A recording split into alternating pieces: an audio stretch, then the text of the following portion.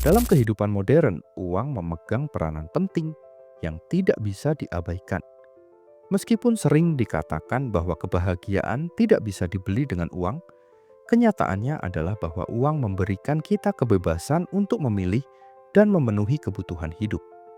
Mulai dari kebutuhan dasar seperti makanan, tempat tinggal dan pakaian, hingga akses terhadap pendidikan dan layanan kesehatan yang layak. Semuanya memerlukan uang. Namun, bagaimana kita dapat menghadapi dunia kerja yang semakin kompetitif sambil tetap bijak dalam mengelola keuangan? Pertanyaan ini seringkali menjadi perenungan banyak orang, terutama mereka yang baru saja memasuki dunia kerja atau sedang berada di fase membangun kestabilan finansial. Sebagai awal dari perjalanan finansial, kebanyakan orang memulai dari peran sebagai seorang karyawan. Hal ini sangat wajar, mengingat pekerjaan sebagai karyawan memberikan stabilitas tertentu, terutama dalam bentuk pendapatan tetap, tunjangan, dan asuransi kesehatan. Namun, posisi ini seringkali membawa sejumlah keterbatasan, seperti ketergantungan pada pemberi kerja dan risiko kehilangan pekerjaan jika kondisi perusahaan memburuk. Menurut Robert Kiyosaki dalam bukunya Rich Dad Poor Dad, ada 4 kuadran penghasilan yang menggambarkan bagaimana orang memperoleh uang, yakni karyawan, wira swasta, pemilik bisnis, dan investor. Banyak orang menghabiskan sebagian besar hidup mereka di kuadran karyawan karena merasa nyaman dengan rutinitas dan stabilitas yang diberikan. Namun demikian, persaingan di pasar kerja tidaklah mudah. Tingginya angka pengangguran di Indonesia menjadi salah satu bukti bahwa mencari pekerjaan bukanlah perkara sederhana. Ribuan lulusan baru setiap tahun bersaing untuk mendapatkan posisi di perusahaan-perusahaan besar. Sayangnya, ketidakcocokan antara kemampuan yang dimiliki lulusan dan kebutuhan pasar kerja sering menjadi penghambat. Sebagai contoh, banyak lulusan dari sekolah menengah kejuruan (SMK) yang menghadapi kesulitan mendapatkan pekerjaan, meskipun program ini dirancang untuk mencetak tenaga kerja siap pakai. Penyebab utamanya adalah ketidakcocokan antara kurikulum yang diajarkan di sekolah dan kebutuhan dunia industri yang terus berubah. Selain tantangan dalam mencari pekerjaan, ada pula stigma yang melekat pada profesi tertentu. Di Indonesia, misalnya, pekerjaan sebagai pegawai negeri seringkali dianggap lebih bergengsi dibandingkan pekerjaan di sektor swasta. Hal ini menyebabkan banyak orang mengabaikan peluang kerja lain yang sebenarnya memiliki potensi besar untuk memberikan pendapatan yang lebih baik.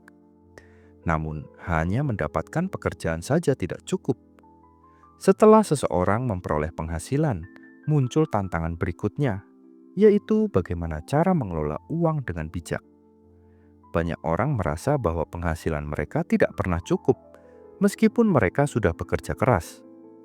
Salah satu penyebabnya adalah inflasi, yaitu kenaikan harga barang dan jasa secara umum yang menyebabkan daya beli uang menurun. Sebagai contoh, harga kebutuhan pokok seperti beras, minyak goreng, dan daging terus meningkat setiap tahun. Jika seseorang tidak menyesuaikan penghasilannya dengan inflasi, maka mereka akan kesulitan memenuhi kebutuhan sehari-hari. Dalam konteks ini, penting untuk memahami bahwa menyimpan uang di tabungan saja tidak cukup untuk melindungi nilai uang dari inflasi. Oleh karena itu, banyak orang mulai beralih ke investasi sebagai cara untuk mengembangkan aset mereka. Namun, investasi juga memiliki risikonya sendiri. Banyak orang tergoda oleh janji keuntungan besar dalam waktu singkat dan akhirnya terjebak dalam investasi bodong.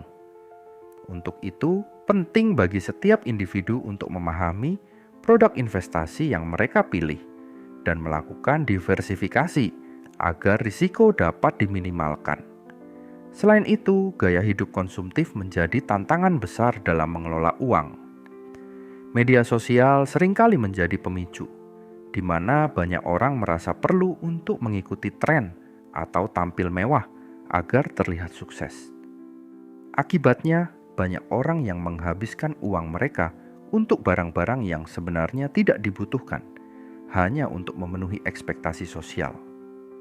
Untuk menghadapi tantangan ini, penting untuk memiliki pemahaman yang jelas tentang kebutuhan dan keinginan. Sebagai contoh, membeli smartphone terbaru mungkin terlihat menggoda. Tetapi, apakah benar-benar diperlukan jika smartphone yang lama masih berfungsi dengan baik? Dengan membedakan antara kebutuhan dan keinginan, seseorang dapat membuat keputusan finansial yang lebih bijak. Namun, memahami perbedaan tersebut saja tidak cukup. Dibutuhkan pula perencanaan keuangan yang matang.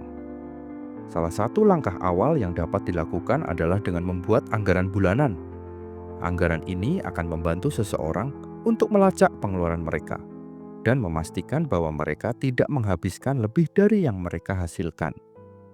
Selain itu, penting juga untuk memiliki dana darurat, yaitu sejumlah uang yang disimpan untuk menghadapi situasi tak terduga, seperti kehilangan pekerjaan atau biaya medis. Selain dana darurat, investasi juga menjadi salah satu cara untuk memastikan masa depan finansial yang lebih baik. Namun, sebelum memulai investasi, penting untuk menentukan tujuan finansial. Apakah tujuan tersebut untuk membeli rumah, menyekolahkan anak, atau pensiun dengan nyaman? Dengan memiliki tujuan yang jelas, seseorang dapat memilih produk investasi yang sesuai dengan kebutuhan mereka.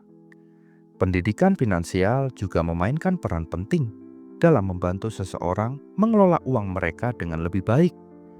Sayangnya, topik ini seringkali diabaikan di sekolah-sekolah.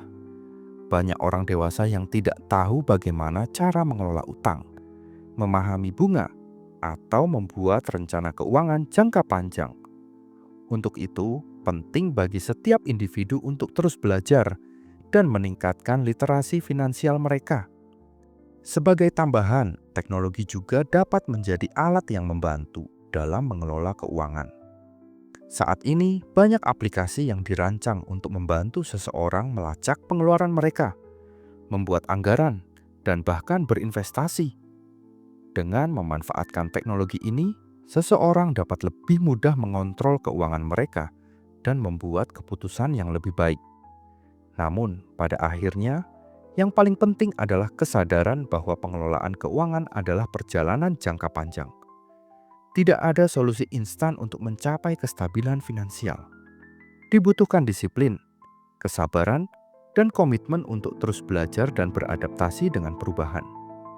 Dengan memahami tantangan yang ada dan mengambil langkah-langkah strategis, setiap individu dapat membangun masa depan yang lebih baik, baik dalam dunia kerja maupun dalam pengelolaan keuangan mereka.